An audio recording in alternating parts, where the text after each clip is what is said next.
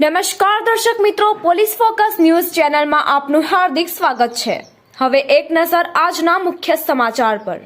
આગામી લોકસભા સામાન્ય ચૂંટણી અન્વયે દાહોદ જિલ્લા ચૂંટણી અધિકારી કલેક્ટર શ્રી યોગેશ નિર્ગુંડેના દિશા નિર્દેશ મુજબ મતદાન જાગૃતિ અભિયાનને વેગ પકડ્યો છે, જે અંતર્ગત જાલોદ નગરપાલિકા વિસ્તારમાં મતદારોની સહભાગિતા વધે તથા ભારતના ચૂંટણી પંચનું સૂત્ર no voters to be left behind ચરિતાર્થ થાય તે હેતુથી વધુમાં વધુ નાગરિકો મતદાન કરવા માટે પ્રેરાય તે માટે જાલોદ શહેરમાં ચૂંટણીના દિવસે તમામ વેપારીઓ પણ મતદાન અચૂકપણે કરે તે માટે જાલોદ નગરપાલિકા ખાતે વેપારીઓ સાથે બેઠક યોજાઈ હતી।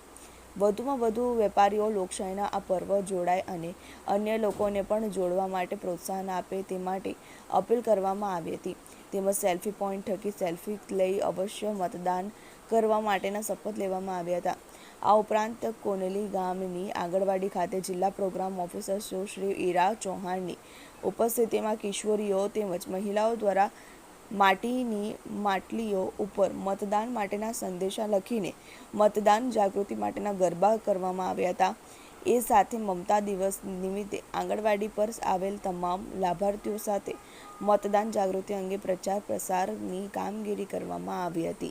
મિત્રો, આવા જ અવનવા સમાચાર જાણવા માટે અમારી ચેનલને લાઈક કરો, સબસ્ક્રાઇબ કરો અને બેલ આઇકોન પર પ્રેસ કરો, જેથી અમારી ન્યૂઝની બધી જ અપડેટ આપને મળતી રહે।